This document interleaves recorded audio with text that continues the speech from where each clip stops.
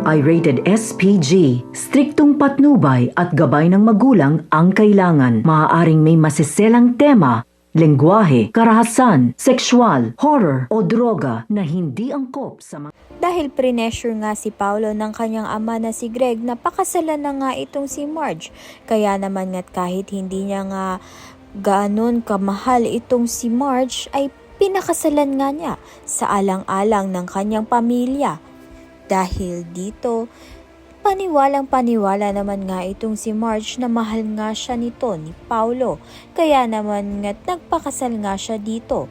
Subalit ito ngang si Edward ay nalungkot nga sa nangyari dahil ang kanyang pinakamamahal na babae ay inagaw ng kanyang kapatid na si Paulo. Ramdam nga niya na hindi nga siya mahal ng kanyang ama at wala nang nagmamahal sa kanya. Sa kalungkutan nga nito ni Paulo ay nadadamay na nga niya ang kanyang trabaho.